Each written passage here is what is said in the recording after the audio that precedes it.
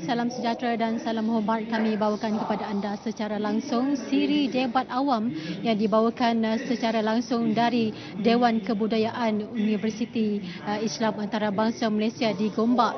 Dan untuk makluman, hari ini merupakan hari yang begitu istimewa khususnya untuk pelajar-pelajar di UIAM sendiri apabila diadakan siri debat awam ini yang bakal menjadi satu lagi platform untuk para pelajar khususnya penuntut IPT untuk memperlihatkan keyakinan dan juga kredibiliti mereka untuk memberikan yang terbaik khususnya dalam mereka membicarakan isu-isu penting di dalam negara. Dan kita akan bersama nanti saksikan Menteri Belia dan Sukan yang juga merupakan alumni bagi debat UIAM iaitu Sept Saddiq Abdul Rahman yang turut serta dalam debat awam ini untuk siri yang pertama dan memperkatakan satu topik yang begitu menarik yang telah pun dipilih iaitu penghapusan akta anti berita palsu ialah satu kesilapan.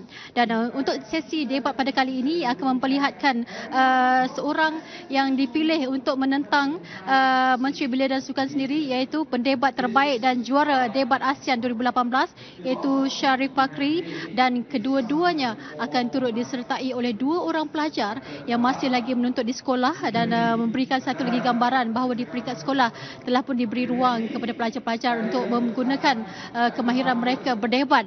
Dan mereka adalah dua orang pelajar iaitu pelajar dari sekolah Sri Putri Cyberjaya iaitu adik Hasha Atiyah Khairuddin, pelajar tingkatan 4 dan merupakan juara debat Piala Perdana Menteri 2018, dan juga seorang lagi pelajar iaitu Kishan Sivabalan berumur baru 18 tahun yang kini menuntut di Kolej Yayasan UEM. Baik, untuk makluman proses perdebatan ini nanti akan diadakan di pihak pencadang dan juga pihak pembangkang, dan kita akan saksikan nanti apakah hujah-hujah yang bakal diutarakan oleh kedua-dua pasukan, dan kita ingin melihat sejauh manakah tajuk ini dapat dihurai dan diperhalusi di kedua-dua pihak untuk kita melihat sejauh manakah idea-idea mereka khususnya para pelajar dalam mereka memberikan hujah dalam perdebatan yang akan berlangsung sebentar sahaja lagi. Baik, untuk makluman, siri debat awam Anjuran Pusat Debat dan Oratori Dunia UIAM atau lebih dikenali sebagai IWON bakal dilaksanakan melalui 8 sesi debat dalam tempoh masa setahun dan terbuka kepada orang awam. Dan siri debat awam ini untuk kali yang pertama menampilkan Menteri Belia dan Sukan, dan dalam pada itu juga nanti akan ditampilkan pakar-pakar dari pelbagai bidang yang merangkumi antara lain pembuat dasar, ahli politik, ahli akademik, aktivis masyarakat dan juga pastinya belia yang berumur di antara 16 hingga 25 tahun. Untuk makluman, sebentar tadi baru saja diadakan majlis perasmian oleh Rektor UIAM sendiri iaitu Profesor Tan Sri Datuk Zulkifli Abdul Razak, dan kita juga dapat merasakan kehangatan berada di dalam Dewan Kebudayaan UIAM Gombak ini dengan kehadiran pelajar-pelajar UIAM sendiri yang saya rasakan tidak sabar lagi untuk menyaksikan apakah antara yang akan diperdebatkan dan isu-isu yang akan dibangkitkan nanti. Dan dalam pada itu juga untuk makluman, proses pencarian bagi peserta yang akan terlibat di dalam acara ataupun perdebatan ini dibuat secara atas talian, yang mana mereka berminat menghantar video berdurasi 3 minit berkenaan tajuk debat tersebut. Dan inilah yang telah dilakukan oleh dua peserta dari kalangan adik-adik kita yang mana telah pun dipilih untuk menyertai debat sulung ini dengan tajuk penghapusan akta anti berita palsu ialah satu kesilapan. Baik, untuk maklumat juga, debat ini merupakan satu lagi perkara yang memberikan memori yang indah sebenarnya kepada Menteri Belia dan Sukan sendiri, yang mana beliau sebelum ini juga terkenal sebagai seorang pendebat ketika masih menuntut di UIAA. Di UIA ini dah bakat beliau diperlihatkan dalam perdebatan dan telah diiktiraf di peringkat antarabangsa sendiri, dan program ini apapun dilihat sebagai julung kali diadakan di Universiti Malaysia yang memperlihatkan figura-figura terkenal dan pakar bidang politik, ekonomi, sosial, cendekiawan dan juga sebagainya untuk memperdebatkan isu yang telah dipilih Dan ini merupakan siri yang pertama. Ada banyak lagi siri yang akan diketengahkan selepas ini dan kami juga akan bawakan kepada anda secara langsung apakah yang akan berlaku, dan sebentar lagi sama-sama kita akan saksikan apakah yang menarik di dalam isi ataupun intipati debat yang disertai oleh pendebat-pendebat kita yang akan bermula di pentas utama dengan moderatornya Ibrahim Sani. Kita terus berikan perhatian ke pentas utama.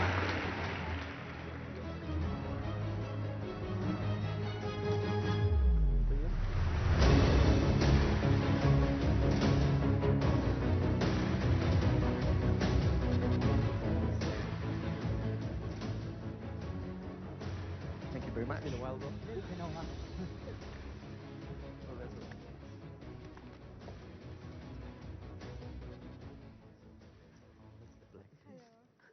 Ladies and gentlemen, this is a typical proceeding of a debate tournament seen in the international varsity debate. The road to debating has come a long way. When I was a debater back 10 years ago, it was nowhere near where the successes of where the UIA stage has right now. We have among us some debating greats, and hopefully we'll see a performance that will be remembered by many. Before we start, there are some house rules, and I will conduct this debate in a typical moderator-engaged manner in how a debate progresses, so bear with me. For audience, you got 3 things that you got to remember. Do not leave the room while the speakers are talking. Number 2, switch off your phones. Be reminded that this is a live telecast show. So, well, I guess don't pick your nose. And the third thing, most important of all, enjoy the debate. Don't heckle the speakers, but indeed, this is after all a sharing of ideas and minds. It's important for us to enjoy the debate after all is said and done. And for the debaters, there's also 3 pointers that you guys have to remember between each other. All speakers must treat each other with respect, while good humor, good banter, and is encouraged. Wit and also many other little quirks that is part and parcel of a tactic of a debate is highly encouraged. Do not heckle with one another. I think being the only MP on the stage, you know best in terms of heckling and the effects of it. And the third thing, views expressed, and this is important, amongst the debaters here must not be taken personal. They are views that is expressed in a controlled system, in a controlled manner, and is only applicable to this debate. You should not be used against them in terms of the statements being made. And that is the most important lesson that we have to take away from debaters. After all, we just want the best idea to come out of this hall, not to pick fights. We can pick fights in another room. Without further much ado, and I've been cute to start talking about introducing the speakers. Before I invite the first speaker of the proposition, this individual here is one of a very unique speaker. He is indeed the Asian champion and 2-time best speaker of Asia.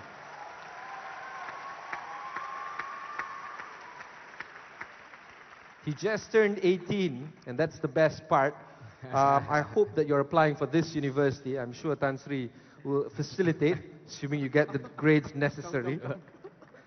And of course, he's the captain of Team Malaysia at the university, the Inter-School Debating Championship of the World. So, without further much ado, may I invite to the floor Kishan Sivabalan.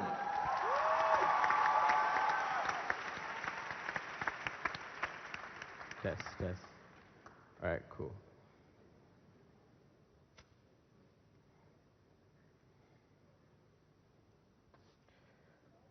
Muhammad Azam, 27 years old, a call center worker in Karnataka, India, an innocent man, killed 3 months ago in a mob lynching in India. This was one of 25, at least 25 different cases of mob lynchings, all based on a piece of news that individuals were kidnapping children. That piece of news was false.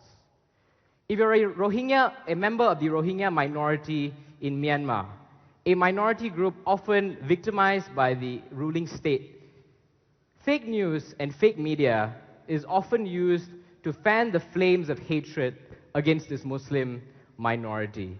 It's along the premise that they killed the Buddhist majority with full intent that they aid terrorist organizations. It is the day and age of fake news, and it's time we did something about it. What is our stance in team government? Our stance is pretty simple. In a world where fake news can be used to end the reputation and identity of an individual, threaten and ruin racial harmony, and even disrupt political stability, that repealing the Fake News Act was a step backwards for this country. Moving forward, we propose that we wholeheartedly support this policy and its aims in trying to curb fake news, but we believe in this side that this act could have been executed in a more efficient manner. Thus, as with the Multimedia and Commissions Act, we would propose some amendments towards this law to allow it to better suit its purpose. We have 3 amendments, the first of which we are in favor of more due process when it comes to prosecuting individuals that violate this law. This means the usage of warrants. This means the usage of registered arrests under our side. Secondly, we're going to take a page out of Germany's book in dealing with fake news.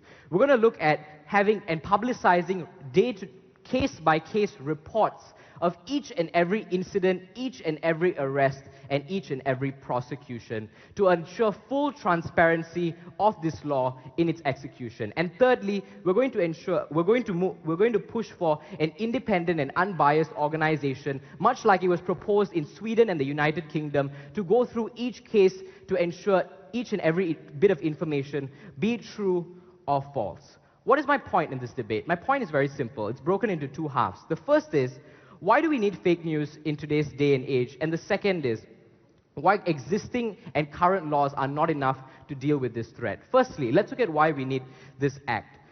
In order to analyze this point, we must first identify how individuals consume media in today's world. There's been an increase in trend of individuals consuming media off of social media, off of third-party actors. This is true let's look at an American case study. In America, over 66% of adults consume and rely heavily on social media as their primary source of news and their primary source of being informed. Even if we look at Malaysia, MCMC, our Malaysian Multimedia Commission, reports that there is a drastic increase year after year in the amount of people that use social media day by day. Why does all of this occur? All of this occurs because social media is convenient. It has a shock and awe effect. It's able to concisely simplify each and every bit of information to a point where it's convenient. If this is true, it has adverse harms. Because social media cannot be regulated. It's extremely hard to ensure individuals cite and properly cite their sources of information, and it's especially hard to filter out malicious intent. When we talk about malicious intent, we talk about recently fake news surrounding our Attorney General stepping down. We talk about allegations that sacred sites such as Batu Caves might be closed down by individuals that have nothing better to do but incite racial hatred and racial tensions amongst our society. We talk about individuals that question the efficiency of our police forces and the intent of our police forces. These are individuals that will continue to exist, and they currently do exist. And the question then is, does this side have an answer towards these individuals? Because let's look at their alternatives. The alternatives are quite simple. Some of them include the Defamation Act, which is inaccessible to a vast majority of individuals because defamation takes time and it costs money. And most importantly, a financial compensation isn't the solution to everything. Money cannot buy everything. If we look at blasphemy, and if we look at the Sedition Act, it is very limited and narrow ranges in being able to accommodate for fake news. If we look for the Communications and Multimedia Act, the one that was recently amended, which is going to be recently amended, even then, it only addresses fake news in a short paragraph and not in its entirety. We need an answer to fake news, and we always talk about making change. It happens in this side. How's that? How's that for an opening speech? Ladies and gentlemen, Kishan Sivabalan. We now move on to the rose among the thorns. And when YB Said Sadiq was telling me he wants youth to get involved, he wasn't kidding. Hasha Atiyah is 16 years old. She is a Form 4 student from Sekolah Sri Putri Cahaya Cyberjaya. Round of applause for Sri Putri Cyberjaya right there. She is, of course, the champion of the Prime Minister's Cup 2018. And an overall best speaker of the, arguably the best tournament in the world, the IIUM Inter-School Debating Championship. Hasha, if you would, you have 5 minutes to rebut the opening speech. Hello? All right. As we speak, there's already a global crackdown on fake news all over the globe, not just by social media companies, but also by people on the ground and governments. Although we acknowledge the urgency of dealing with fake news, the question now becomes, number one, what constitutes a good arbiter of truth? And second, what is the best way to deal with fake news and who should be in charge of it? On government side, they told us that it should be in the hands of the government and that we should establish laws in order to curb this, right? As well-intentioned as that may be, we have to understand that the very existence of this law itself opens so much room for potential abuse, and that's something that we cannot risk, right? I think in this circumstance, all governments should be treated with equal, if not greater amount of scrutiny, which means that we cannot rely on promises per se. Hence why we in opposition offer to you a world in which we allow the power to be in the hands of the people, where it's our responsibility to read critically, to evaluate news, and call out fake news upon encountering them online. Although we understand that fake news spreads extremely fast in this era, we think that the government's ability to respond and bring them down is equally as great because of the better institutions and better machinery that we have. Hence why we think that fake news can be clarified easily in this circumstance, right? But in all circumstances, we think that the media and the people should always regulate itself, and government intervention should never be something that we resort to. We all know that initially this act was used to clamp down on dissidents and also to infringe upon the people's rights to voice out their concerns against the government, right? Hence, I think in this circumstance, we all know that we don't want history to repeat itself. Even if abuse doesn't happen, I'll give you structural reasons as to why it hampers journalism within Malaysia, and that's not something that we condone. So moving on to my first argument, which is how it opens up capacity for abuse. Let's first understand why was this law established in the first place. Number one, understand that this law was created in the few weeks leading up to elections. Number two, it was also done in haste. And lastly, it was done without proper deliberation. What does this signal?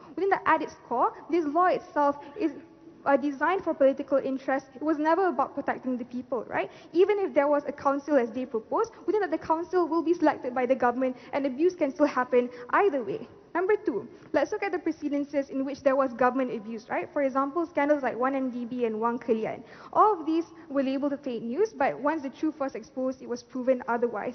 What does this tell you? Number one, it tells you that what's false now can be true tomorrow. What's false now can be true 2 years down the road. Number two, it also tells you that what the government perceives as false can be true, and what the government perceives as true can also be false. Hence why we shouldn't allow the government to be the arbiter of truth, because they can easily manipulate it according to circumstance and according to their own interests. That's something we cannot condone, right? But thank you. Right. Number three, even if abuse doesn't happen, we think that the power should always be in the hands of the people in order to generate better intellectual discourse and in order to get people more engaging. Here's a comparative on the their side. On the their side, governments can always hide behind the law in order to hide their misdeeds, and on opposition, at least we have an environment, even if fake news is out there, at least people can still demand the truth. People can still demand clarifications, and people can still demand explanations, right? We push governments to be more accountable, and that's something that we really want on opposition. We all know the consequences of a silenced media.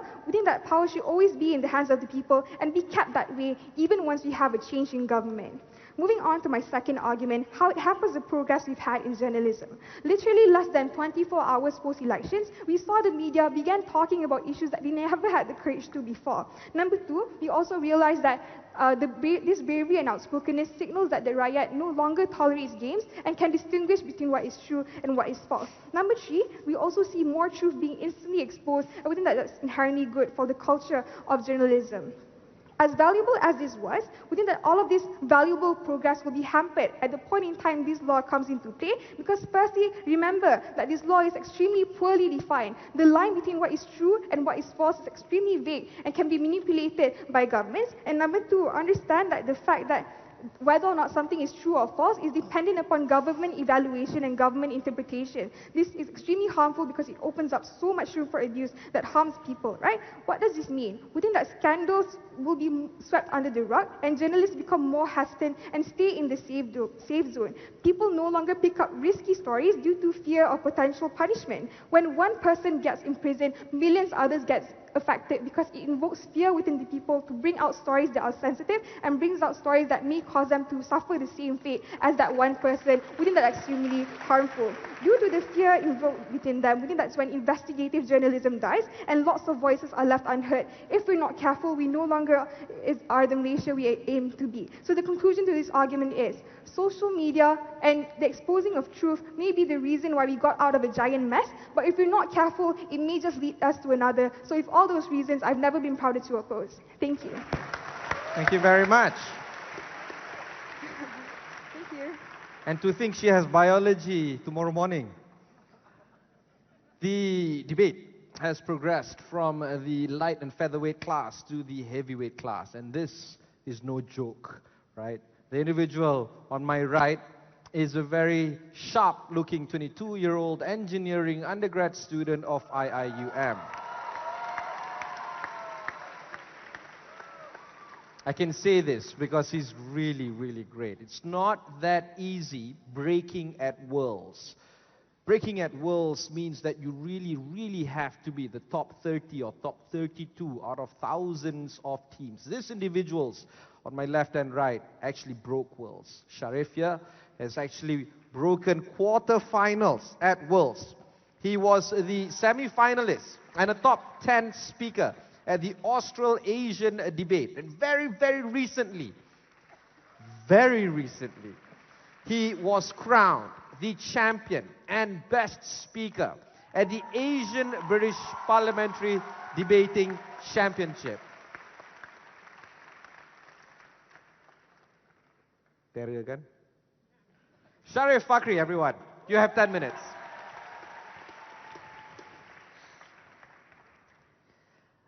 After all that about government abuse, honestly, Sadiq, I expected you to have a bit more faith in your own government.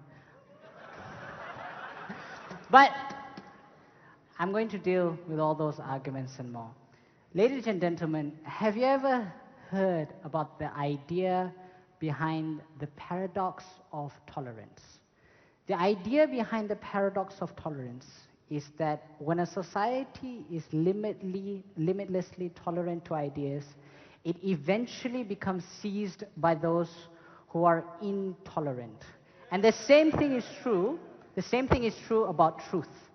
When a society allows anything to be said and everything to be said, eventually the truth becomes overcome by falsehood. We on the side of government do not want to allow truth to become overcome by falsehood.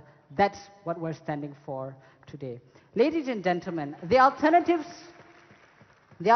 proposed under their side are extremely problematic, because when we gave you important reasons as to why fake news can be a matter of life and death, when we gave you examples in Sri Lanka where people were told that Muslims were putting sterilization pills inside of people's and Buddhist food that led to Muslim deaths. And the video is quite bad. It's literally just an edit of a guy asking on one side, "Did you put sterilization pills?" And then a Muslim-looking man saying, "Yes, we put."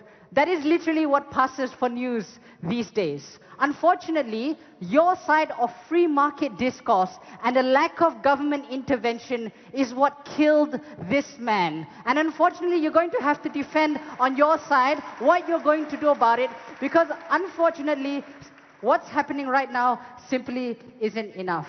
But debate isn't about simply pushing examples, right? I have to be fair towards them.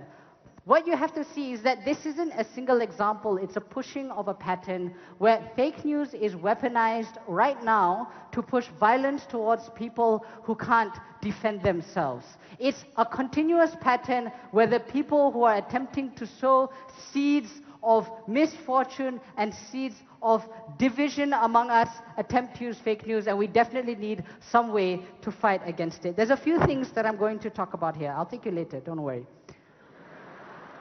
Firstly, we'll talk about why it's important in the context of existing bills, and also I want to deal a lot with the government abuse that happens. The second thing that I want to talk about is this idea behind the free market of ideas, and is it really enough right now? So, first of all, versus existing bills, there aren't really any hate speech laws in Malaysia if you read up. The only hate speech laws that are covered in Malaysia or literally are sedition, which means that you have to go against the government, or defamation. That's a lot of loopholes, because not every fake news is necessarily seditious, or not every fake news necessarily directly harms a single person. It's very difficult for a small Muslim man who doesn't have that much money to come up and be able to sue that person in a civil lawsuit to say that he caused me defamation. In this case, we are the ones that are protecting those who need protection. But furthermore, if you read up on this, what a lot of people say is that this scope of news and the scope of specificity is already covered by the Communication and Multimedia Act of 1998. I've read the Communication and Multimedia Act of 1998. It is one paragraph that says, don't spread fake news.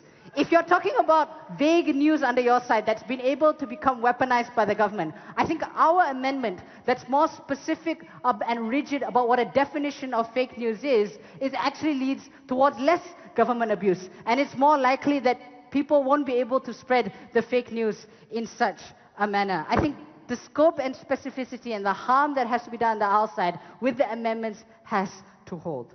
But I will agree with you. I don't think that the law in its current form is perfect. In fact, it's extremely problematic. It was passed in 2 days after debate by a government that lost, I will admit, in order to silence its opposition. But ask yourself this.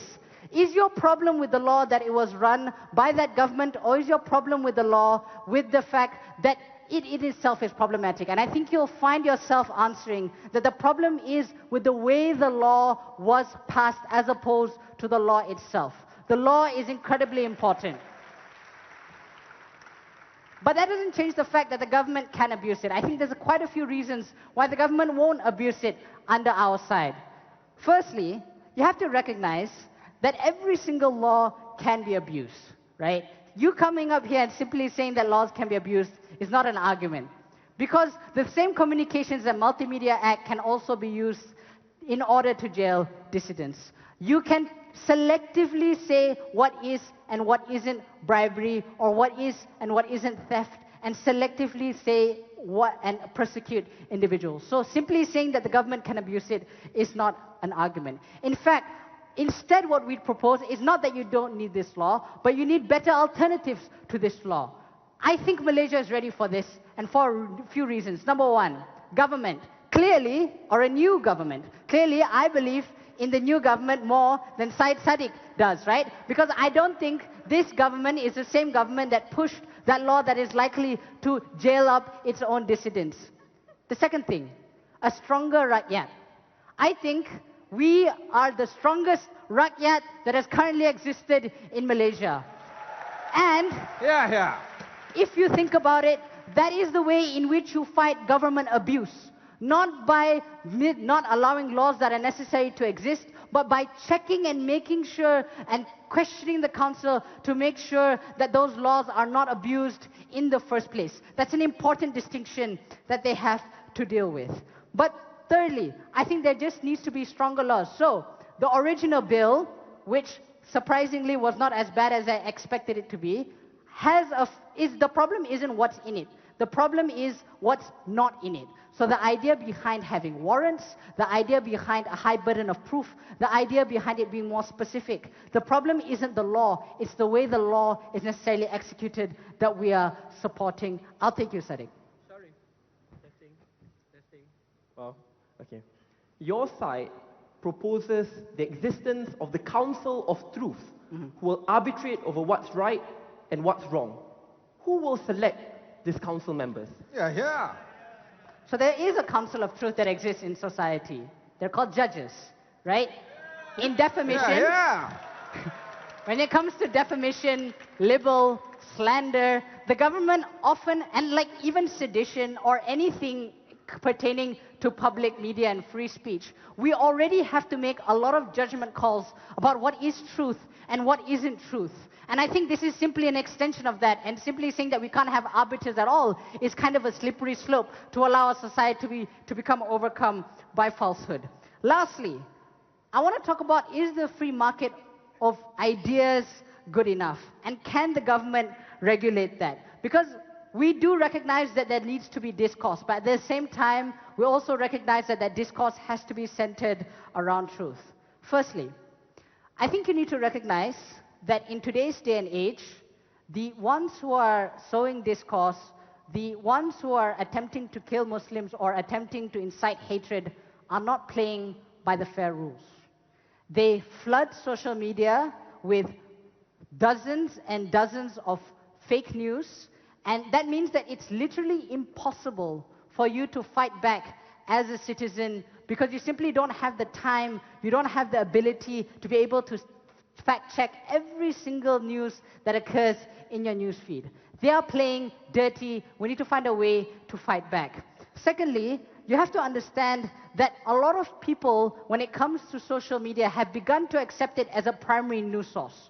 But at the same time, it's not really treated as a primary news source. So the fact of the matter is that you're in a psychological state where you believe that what you're reading is truth, but it's not actually truth, which means anybody can post anything that incites hatred, and that's exactly why we need the fake news. Ladies and gentlemen, I think Malaysia is at a crossroads. Now, the examples that we have been giving are not from Malaysia, but I would say that I don't want Malaysia to ever reach that point where I have to give examples from Malaysia. I want a country that strongly protects its citizens so that no one has to suffer the crisis of fake news that plagues us. That's why I'm incredibly proud to propose. Thank you very much.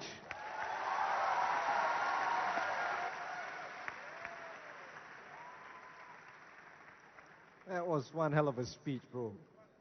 We have a WhatsApp group for what we call a debating dinosaurs. And we're going to out them because they have a lot of things to say.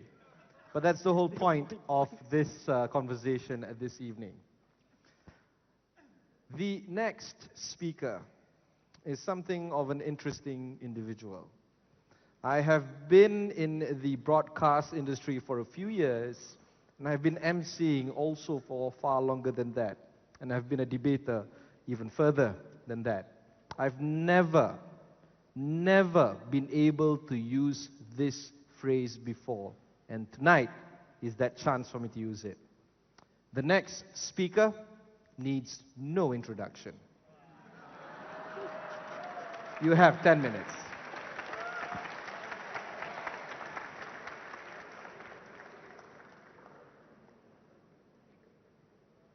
This debate happens in the real world. The context is in Malaysia today. And while Sharif might be highly optimistic of the new government, I always believe that power corrupts, and absolute power corrupts absolutely. When AUKU was first introduced, it was for a very noble reason. It's to ensure that fellow Malays especially went back to classes and focused on their studies, not on politics. But as time passes by, governments change, attitudes change, laws change with it as well, and it has been consistently been abused. It is very ironic that the side which says that we are looking at the empowered rakyat, the Malaysia Baru rakyat, which can differentiate between right and wrong, who can speak up against the government. Yet they are the ones who say that this rakyat cannot differentiate between what's right and wrong, between what's disseminated online. I firmly believe, ladies and gentlemen, that even if there are lies spread out there, that all of you in this room will have the power to decipher between what's right and wrong. Because even if it is wrong, and blatantly wrong, the risk of allowing any government to exploit vulnerabilities, partial truths, is a cost which we are never willing to take, even if we are the best government ever. I have two questions to ask in this debate. The first is, why you should never trust a government. It's quite ironic. Second, even if we take propositions, best case scenario, that these are genuine lies, there's not even partial truths or partial lies, genuine lies, why it's still harmful for Malaysian democracy? To the first, let's deal with the model. They said, we want to make amendments. Well, I like to say, even with the best of amendments, the law in and of itself is bad. Let's look at the amendments. One, they said they will set up a council which will arbitrate between what's right and what's wrong. Why is that bad, ladies and gentlemen? One, the council is selected and decided by the ruling government. Previously, we set up the MC Council, which decided what is akta sakit hati. Muka Najib Badut, akta sakit hati. The government decides and arbitrates over what's right and what's wrong. What is the comparison on our side? We have greater certainty on what's right and what's wrong. One, we allow judges to decide in comparison to arbiters of the truth. They are officially setting up the Ministry of the Truth to decide you are right and you are wrong. There are no half-truths in between. You will be taken action and one isn't. So I believe it's much better on our side. The second, I also believe it's much better to allow citizenry, the people on the ground, to make that decision. Because all the points mentioned by my teammate were not engaged. What's false today can be true 10 years down the road. They use flimsy examples from India and Sri Lanka. I like to believe Malaysia is not like India and Sri Lanka. We've never had the Anti-Fake News Act. We've never had killings like that. Up until 1969, we've never had it before. What is the Malaysian context here today? The Malaysian context is the Wang Kalian murder scandal, where hundreds of people were murdered, human trafficking, while it was not true 2 years ago, but because of investigative journalists from NST who were passionate in pursuing the truth, 2 years after, what's false before became the truth today. How does their policy disrupt investigative journalists and the media from reporting it? Because the media, even if they post about even if they post about something which is uncertain, they will be taken action upon. That's why Malaysia Kini objected to it. That's why even the Star objected to it. Because they know that in the end, the truth is inherently subjective. And if they want to talk about people dying, they give international examples. I give Malaysian examples which happen within Malaysia itself. Two, the ones who arbitrate over the truth is often the government. Especially when government can exert pressure over what's right and wrong. Let's look at what happened in the last two parliamentary sittings. The government stated that what is not authorized news on 1MDB is considered as fake news.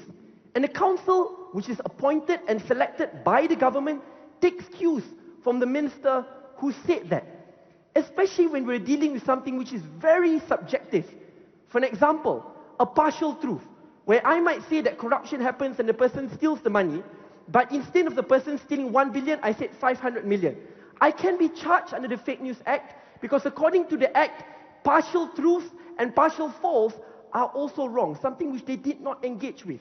We think when there's a very ambiguous line, it's better for us to earn the side of caution and allow people to decide. They might say, but Sadiq, never mind, calm down. Go to the court lah, bro. That is not the problem. The problem is when you want to go to the court, when one person is dragged by the hand of justice, millions of other Malaysians will no longer take the risk of sharing the news, of talking about it. Malaysia Kini, Yeah, the yeah. Star, NST, will never report about it because they fear being shut down. These are consequences which are too big to deal with. So let's balance. Debate is always about the comparative, right? Let's take their best case scenario, where these are genuine lies, memang fitnah. How do we deal with that? One, we already see technological advancement dealing with the spread of fake news. We see Facebook, Twitter and the rest already signaling ones which can be trusted and ones which cannot. Two, usually who uses fake news? Is the government. The only case in Malaysia where the fake news law was used was by the police, a government institution. What does this mean? The government has a powerful resource to respond. They have the media, they have Astrawani, they have NST, they have the Star, they have the rest. They have paid cyber troopers, God knows how many. We have so much power to respond. Banyak, bro. But who determines on our side? You want to defend the small guy? I want to defend the small guy. The whistleblower, who doesn't have government institutions, who do not have the funding and network. What about them? When the truth is decided by the government, these are the people who will be suppressing the most. And while you say, trust the government, trust the government, trust the government, I don't. Because I believe that the success of the law should stand on its own footing. The law should not be determined on who governs or who is elected. Because that is the tyranny of a democracy. This might be a good government, but in 5 to 10 years' time, we might change. I might be the Najib Razak, Nauzubillah bin Zalik. Things can change. Power corrupts. An ambiguous law, ladies and gentlemen, can be abused when governments change. Never take the risk. That's why I believe the people are the best arbiters in determining the truth. Yes. Look, the Communications and Multimedia Act already says, to some extent, that you can't post news that is problematic or insightful. Will you also take that away and allow the rakyat to complain? Yes, take that away. I want to take Akta Sakit Hati away. I want to take MCMC Act away. I want to take so many things away, including Sedition Act, but that's for a different debate. But I'm definitely disagreeing with what exists in the current laws. Let's also look at one thing. In order for you to prove fake news, because, I mean, as a lawyer, you have to talk about it, the burden, right? The ones who need to prove after that it is not fake, you need documentary evidence. Let's look at Malaysia today. Again, don't debate about Malaysia. Even in this new government, OSA is still in action, Official Secrets Act. You know, previously, last year only, the allegation which states that Shafiq Abdullah was paid by PM Najib 9.5 million. We cannot provide documentary evidence to show that it is indeed true, and we were labeled as fake news. Today, documentary evidence came up because people who were intimidated were no longer intimidated, and the OSA was no longer used to hide information. We do not want any possibilities where power centralization exists at the moment, where the government can hide behind the veil of the OSA, and existing laws where we need high documentary evidence to rebut it. We think it's much better to err the side of caution, to give power back to the hands of the people. So what is the comparison in this debate? Even if we have people spreading fitnah and lies, I trust our electorate to deal with it. I trust technological advancement, which we have already talked about, to deal with it. But most importantly, even if it is wrong, we will have multiple different narratives. Someone challenging it, someone agreeing to it. In their world, there will be a council which is unaccountable, which is not elected, selected by the government, who will arbitrate over what's right and what's wrong. It is one single narrative defining what's wrong and what's right. Unfortunately, we trust the Malaysian electorate. We want more narratives. Ladies and gentlemen, I know it's ironic coming from a minister to say, never trust the government. Because I believe in the people. I've seen how people change. I was a fan of Najib Razak, and I see how they can change. Power lies in the people. And that's why I significantly oppose this motion. Thank you. I think you got it. Thank you, YB Said Sadiq. Grossly overtimed, -1 mark for Mana. Ladies and gentlemen, that concludes the first round of this debate. We've heard the speakers give their views, 2 from the proposition, 2 from the opposition. The polls will be opened in 1 minute. The Twitter handle Itu tadi debat untuk edisi pertama yang mana kita dapat saksikan kehangatan dirasakan di Dewan ini walaupun berhawa dingin, tetapi debat yang menampilkan pendapat-pendapat terbaik yang pastinya memberikan intipati dan juga idea-idea yang mungkin tidak terfikir oleh kita, tetapi sebenarnya topik yang dipilih ini cukup dekat sebenarnya di hati rakyat dan membicarakan tentang akta ataupun berita tidak benar. Baik, kita akan berehat seketika, selepas ini akan kembali lagi dalam debat sesi pertama, debat awam di TV1.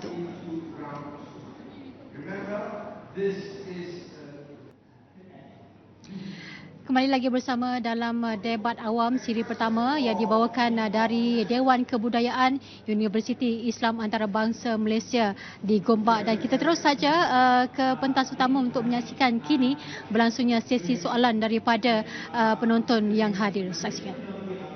As the cases in India or in Sri Lanka. But when you look at contexts that are very specific to Malaysia, like people who have lies told about them on social medias, and it's on the internet, which means it's there forever. When they look for a job, their employers look for information about them on the internet, and these lies are there, and their employers believe that. Their lives are ruined forever. How do you, how do you try to deter people from perpetrating this false information, and how do you also protect the victim, especially in the context of Malaysia? Thank you. It's a very good question. There are a few things to look at here. One is, brother, is to look at the context of the Anti-Fake News Act. Who are the ones who use it the most? I think that's very important. It's about context. All this while, it has consistently been used by the government to a different party. Not for the government to defend the needs of another person. Why? Because if a defamatory comment is made against you, there is already legal recourse which you can take up by going to the courts, in comparison to allowing a council which is unaccountable and unelected to determine between what's right and what's wrong. The second thing to look there is if this defamatory comment or something which is really bad has been posted online, the best thing to do is to respond to it automatically, in comparison to allowing one party or one side determining what's right and what's wrong, especially when there are half-truths taking place here. So there are 3 scenarios. Scenario number 1 is it can be abused by the government completely, so I don't think you're talking about that. Scenario number 2 is that, what if these are partial truths? How do we deal with that? And scenario number 3 is, what if these are genuine lies? So while we deal with genuine lies, we should not completely compromise the other 2 categories which we are looking at. Especially when there are existing legal recourse which you can take up, and at the same time, do not cause a chilling effect where the media, where the rakyat, and the average Malaysian can no longer share an important piece of information because they fear that this is fake news, and that uncertainty kills freedom of speech and expression in the long run. Thank you. Thank you, Minister. Next question will be targeted to Kishan on side opposition. Maybe somebody from up there. There you go. Hi. My name is Irtaza. I'm from Pakistan, and this question is for Brother Sharif. Hey, Irtaza. Debater juga ni. Okay. I don't know what he's talking about. Anyways. Well rehearsed. Okay. Anyways, my question is, as rightly pointed out by the opposition, saying that the government has changed isn't really enough. So my question is, even though, say the government does not abuse this in the next 1 or 2 years, but the fact that there is a possibility for abuse similar to the Sedition Act does mean that we are in some danger. Wouldn't the safest future for the public be limiting the metrics through which the government can possibly abuse us at some point?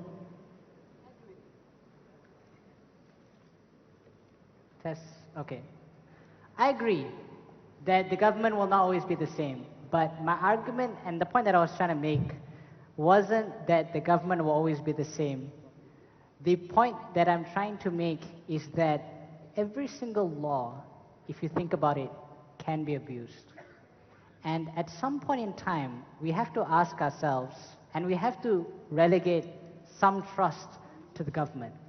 The question is, what trust do we put into that government and what we allow them to say?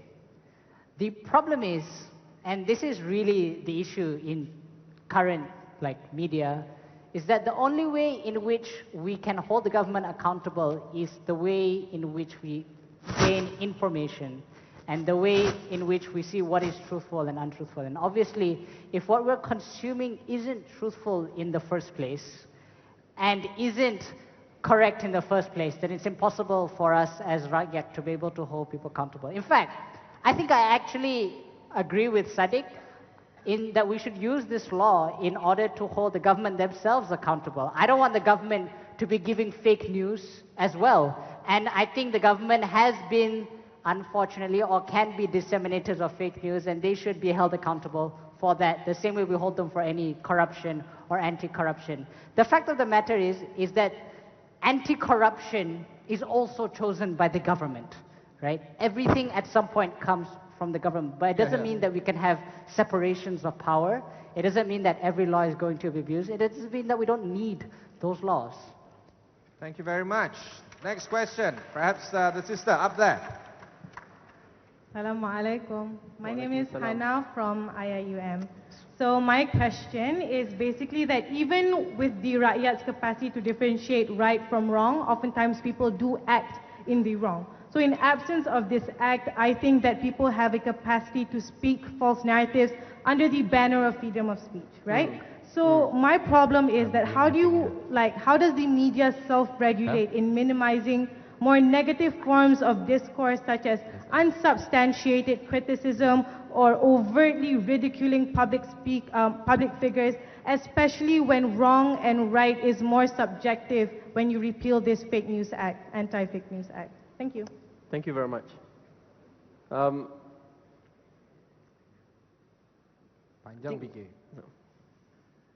think especially when you are in public office and when there's so much power in your hands and in the council which determines the truth, you should be receiving the most critical and at times even unconstructive of comments, feedbacks and criticisms. Because the risk of allowing that particular group of people to decide what's right and what's wrong is a lot bigger, especially when you know that there's so much power in the hands of the government. From the OFA to previously intimidation tactics which has been used and the rest. I think that's one. The second thing to also look here is, while there are still false narratives which are being distributed and discussed quite openly, it's better to have multiple different narratives challenging it. One saying this is true, one saying this is not true, one saying this is half true, and many more. Than only having one narrative saying that this is right and nothing else, halas. This is wrong, nothing else, halas. I believe once we have multiple different narratives, allow people to decide. We have TV3 previously, nak baik dengan diorang sekarang. Utusan. But we had Malaysia Kini. We had social media to check on one another. You might have someone overly critical of this politician, you also have someone defending that particular politician. You have a friend who's being slandered. At the same time, you have people defending it and responding it immediately. So that's why in the end, it's always about a comparison. Do you want to have one single common narrative, which is determined and decided by an unaccountable and unelected Ministry of Truth?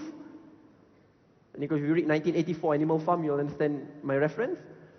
Or do you want to allow, as what government said, the empowered rakyat to decide, defend and decipher what's right and what's wrong, especially when there are already existing legal recourse like Defamation Act to look at. Thank you very much. All right, time check. We have 10 more minutes of Q&A. And on the Twitter poll, we have 6 minutes left. The poll is running. One team is winning. I'm not telling who. The next question, maybe we can have somebody from this microphone here. Somebody from... Yeah? Yep, off you go. There you go. Assalamu alaikum. I'm Manasir. Alaikum I'm from salam. Sri Can I Lanka. take this? Second year engineering student. So this question is towards government, especially maybe Sharif or any one of you. So I wasn't surprised when you gave the examples of India and Sri Lanka. What we need to understand is people act quite fast when they get information, irrespective of whether it's the truth or not. So this question is towards information control. Does this mean there will be constant monitoring of social media by the government? Because anytime news can come out, and people do act fast because it's always based on sentiments. So does that mean there'll be a constant monitoring of information?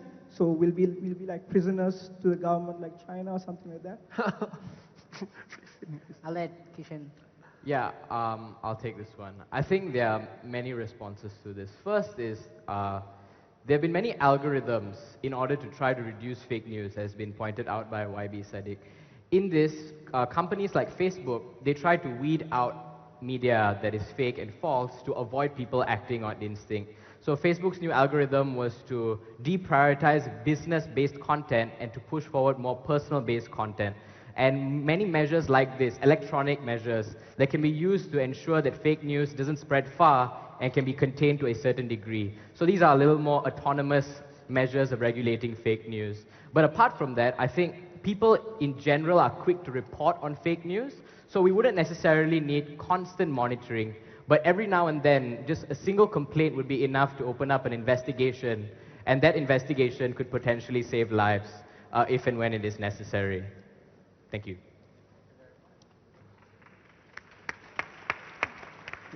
Thank you very much. The next question addressed to the side opposition. There you go. Hello, my name is Alif. I'm from IIM Kuantan campus. I hope Sadiq can clarify for this. I refer to Pengerang MP's speech in Parliament last month, where she said that the status quo has failed to curb the damage of fake news on social media. This act helps to control the damage via the interim order because the contents are blocked until after the court, not the government agency, decides whether news is fake or not. My question is, I concede that AUKU, ISA, were abused and should be abolished immediately. But this act is functioning. So, instead of repealing it, why not just make amendments like what the government said with tighter restriction to prevent political prosecution? Thank you. Okay. Thank you. There are two things to point here.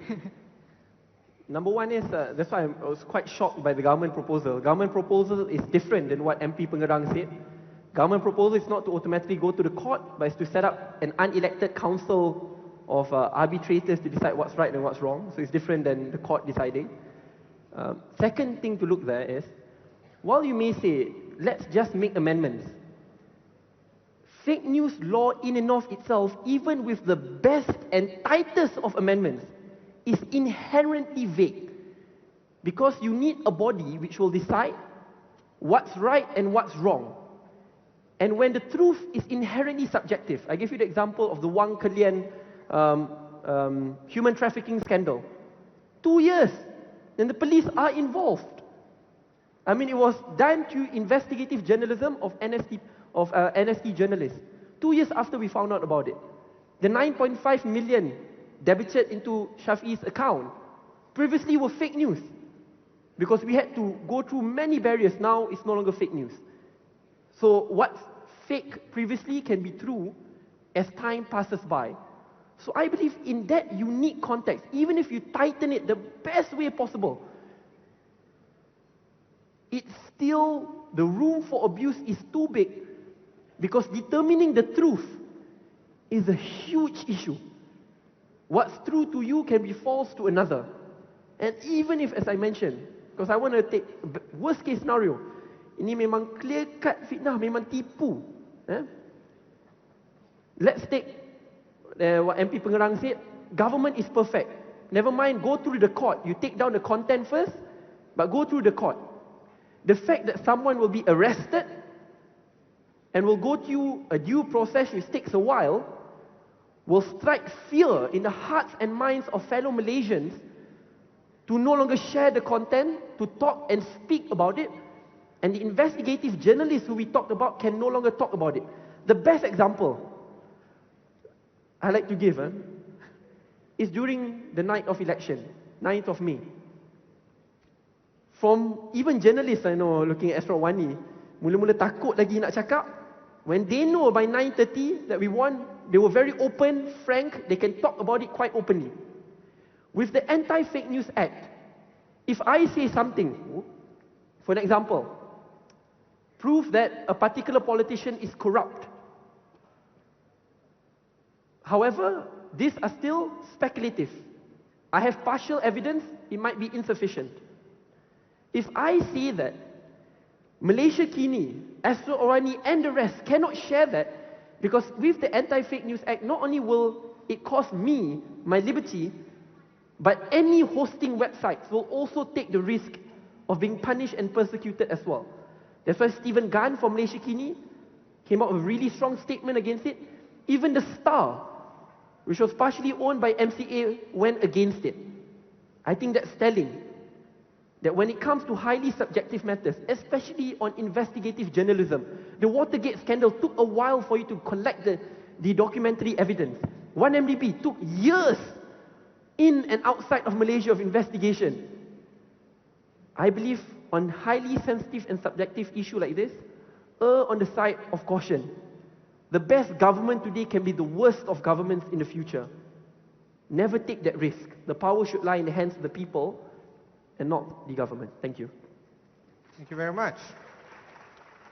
We'll take one question up there. For side proposition.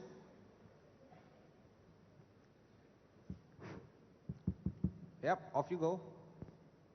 Assalamualaikum, good evening. My name is Shah. Oh, the fan base. I'm from IIUM here. I'd like to ask the proposition.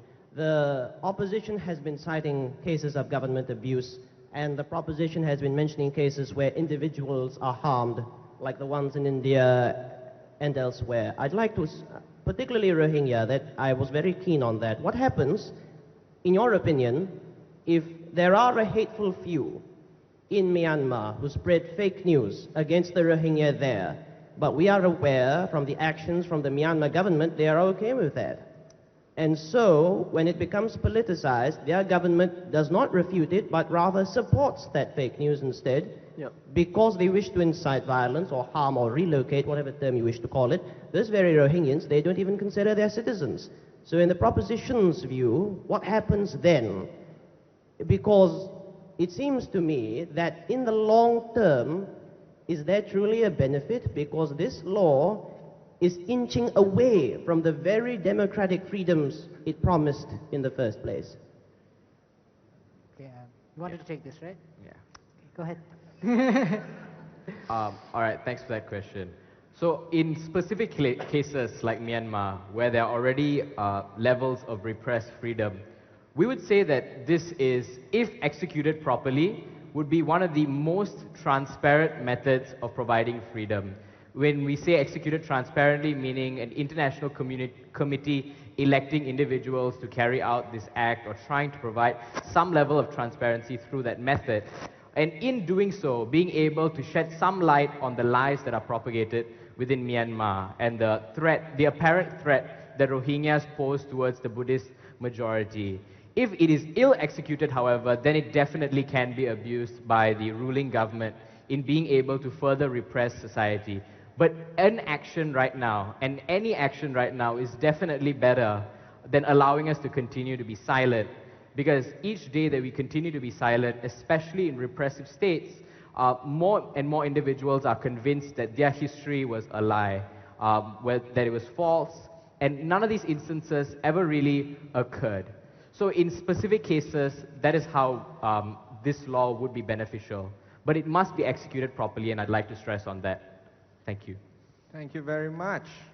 Final question for this round, perhaps addressed to the Rose Among the Thorns, Sister Asha, right there. Let's take a question up front. Yep. Assalamualaikum warahmatullahi ta'ala wabarakatuh, and a very good evening to all. My name is Zamzam, and I'm an undergraduate student here in IIUM. Okay, my question is, our YB Syed Saddiq has already said that we should not trust the current government, no matter how clean they are. But my question is, does the current government think that us, the citizens, too shallow not to vote you guys out? if you start to change into what you guys term as BN 2.0 and started misusing the laws? And secondly, is the current government have so little confidence on the judicial system and your own effort to reform it to be free from administrative interference? All right. That's my questions. Thank you very much. There's a two-parter here. You can each take one, or Harsha, you can handle both. You have a go at it, yeah. Add on it, Yeah, Peter? sure. All right, so I think we have to acknowledge the fact that it's a very time-sensitive issue. It's about individuals. They will be the ones who suffer the consequences, and we can't just wait like 5 years and simply think that it's going to go just away like that. I think we have to acknowledge the sufferings that the people go through at the point in time they are wrongly accused or wrongly convicted. Hence, we don't think centralization of power is good in this circumstance. Would you like to add anything? That's brilliant. I didn't think about that. It's a brilliant point. I think the other part to it, it's like it's government, so this is like I have to answer as a minister. First thing first, while you might say that it will take 5 years to vote us out, the damage has been done there, and the time taken to recover from the damage we can do amazing things. Because people don't just vote the government in only because of fake news or the absence of it. There are multiple other reasons. The second part to also look here is the trust of the judiciary is definitely there. But that's why I say, so I'm slightly shocked again by the proposal by the government, which I understand where they're coming from. It's not the judiciary determining the arbiters of fake news. It's the council. But secondly, let's take best case scenario, right? Let's take the judiciary is the one who arbitrates over it.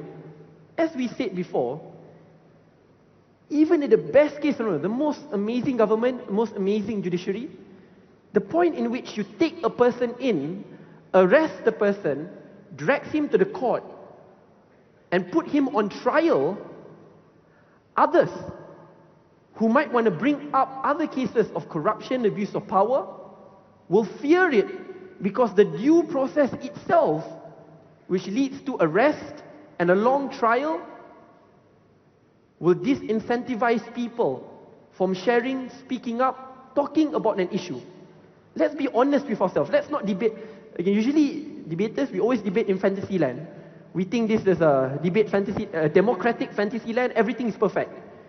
But in the real world, all of you here who share, retweet, read news, you really know 100% certainty that that is right. You'll have that doubt. But sharing it, talking about it in open, having dialogues and discussion with your friends is much better than you allowing a government or an unelected council to decide what's right and what's wrong, and your ability to share and express your right to freedom of speech will be stripped away because fear seeps into your heart and mind. Something which hurts democracy in the long run. Thank you. Thank you very much. That concludes round 2 of this debate progression. I am terribly sorry for those who are still lining up to ask questions. The floor is now closed. We now move on to the third stage of the debate, the reply speeches. The reply will start with the opposition. You have 3 minutes to present your closing case. Thank you. In debates, we always must be grounded in reality. The Malaysia we are living in today, and what is to come of Malaysia in the next 5 to 10 years. And in debates like this, it's always about comparisons. I'm saying that government can abuse, they are saying that, well, at times, government will use it in the best scenario. That's why it's always about comparatives. And in this debate, we were the only side who gave you all the comparatives. Let's go one by one. Comparative number 1. If government is to abuse, they point out the example of Myanmar. Even I said Malaysia is very different. Let's take the example. Myanmar, Rohingya violence. Think about it honestly. Myanmar government, very bad and evil, committed genocide. Do you really think they'll be using the fake news to spread the truth? I believe what they'll do, they'll say what they've been saying today. That this is not genocide. They are actually defending themselves against the Rohingya rapist. If you really want to talk about that, really think it through the context which they are drawing. Second context, what about partial truth, half truth? The Wang Kelian human trafficking case. Shafi'i receiving 9.5 million. 1MDB, which take years to determine what's right and what's wrong. In this case, it's better to allow the citizenry to decide because the truth is inherently subjective. But the third, we dealt with their best case scenario. I think we really dealt with them. They talked about, let's take, ni memang fitnah, 100% tipu, memang undeniable. We said, even if that is the case, one, due to the advancement of technology, Facebook, Twitter, and the rest can already prioritize content and what's right and what's wrong. Why is that different with anti-fake news? Because when you criminalize people, you strike fear in them. Do not talk about it. Share it with their friends. I might be spreading a lie, but when I spread that lie in open, my friends will tell me that I'm wrong and take it down. But if I harbor it in myself, I don't talk about it, I will never be corrected. And I don't know what's a lie and what's the truth. I think it's much better to allow for there to be multiple narratives, ones which are right, ones which are wrong, ones which are half-truth, than having one single, unaccountable, unelected body to decide what's true and what's not. I have about 30 seconds. I want to talk about debating. It's a pleasure to be back in IIU, and I expect great things to come from this. But to my fellow IIUM students, aim the highest, do the impossible, think critically and think out of the box. The sky is your limit. No matter what barriers are put in front of you, challenge it and take it down. The IIUM Debate Club started new. We were way below Oxford and Cambridge, but now with people like Sharif, Mayor Mubarak, we are at the top in the world. If we can do it in debating, I'm very sure we can do it in all our fields. A guy who was once upon a time very scared of even entering IIU because the guards will stop me, is now free to talk on this stage. And it's an absolute privilege. And I owe it to all of you. Thank you very much. Thank you, sir. After you. Dah jalan dah pun. I think it's very easy for Sadiq to come up here and just say that it's not important for what the victim feels because he doesn't have to go through what they themselves feel and be a victim of fake news. I think that this debate has happened in two worlds. Their side largely has talked about a way in which the government has abused this, a way in which the current fake news has been used to hold the opposition towards power. I want to be very clear that we don't support that bill in any means. We support a bill that defends the people, and I don't want to use it in the way that's been used now. A bill that defends the poorest of people who can't defend themselves. A bill that is most likely going to protect those who need protection. Sadiq's case is very weird, and it's very weird for a few reasons. The first thing is, he said our case is very weird because we don't use a judicial system. Do you also realize that a judicial system is also unelected? And I mean, I don't remember putting their names there and electing them. The fact of the matter is, the Anti-Corruption Commission is also unelected. Most of the ways in which we check the government, ultimately we have to put some trust in the government. And I don't see why his extreme case of never having or ever trusting the government holds in this scenario. Secondly, his alternative is Rakyat. I believe in the Rakyat too. I believe in people. But he also wasn't cognizant of the fact that for people to be able to disseminate truth, they need to know what is truth in the first place. Again, he's very misrepresenting about what's going on here. It's not about a single ministry of truth. Because, guys, criticism is not fake news, as he keeps saying. What we're saying is that there can be multiple discourses of truth. And all of those have to be true. That is all. There can be multiple news. Yes, I support NST. I support all these different newspapers. But they all have to be true. Because the fact of the matter is, if you are telling the truth, I don't think you should have anything to fear. Laws can only exist in a world where those specific abuses, or there aren't specific checks for those abuses to happen. And the solution isn't not to have any laws, because all laws can be abused. The solution is to make sure that the checks on those laws are strong enough. I have 5 seconds left. I have 2 things to say. Number 1, join the IUM debating community. Yeah. 10 points. And number 2, as an engineering student, please give more money towards engineering. We need more stuff. Thank you very much for this debate. Ladies and gentlemen, that concludes the debate progression for tonight.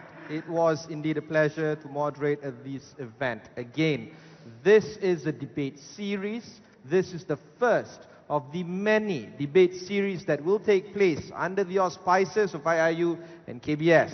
Astro Awani will air all the interviews and the debates that will take place before and after this debate. And I just want to highlight something from the Twitter sphere. Polls were open for just 10 minutes. And about 18,000 people, 1,800 people voted. Ladies and gentlemen, the motion falls. This House believes that repealing the anti-fake news is not a mistake. Thank you very much. I would like to invite Shazil to take over the conversation. All right, thank you very much, dear moderator and speakers, for such fruitful debate.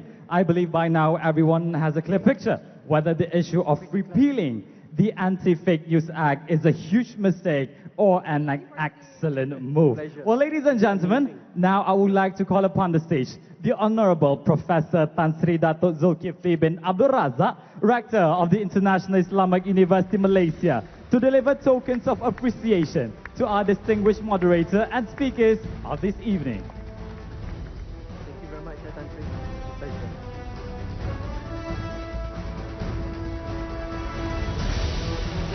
Ladies and gentlemen, the moderator, Mr. Ibrahim Sani. Baik, selesailah sudah debat bagi sesi yang pertama untuk debat awam yang berlangsung pada hari ini.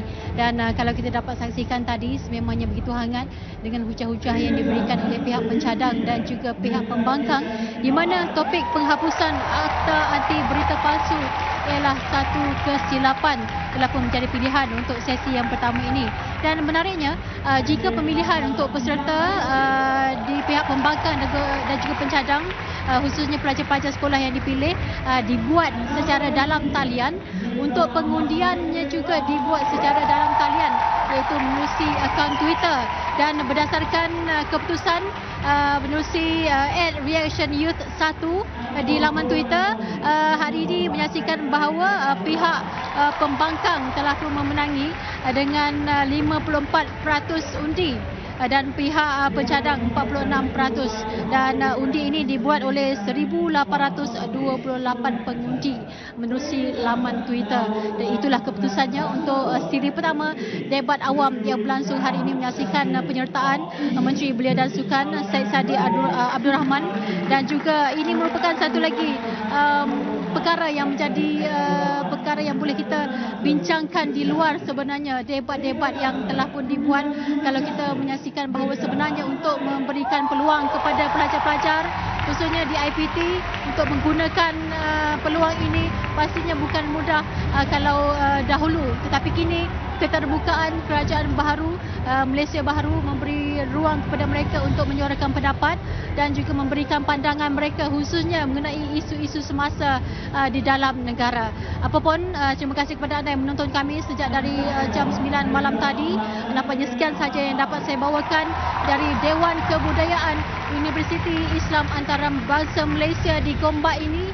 Sekian dahulu, salam sejahtera dan salam hormat. Now I would like to invite onto the stage our respected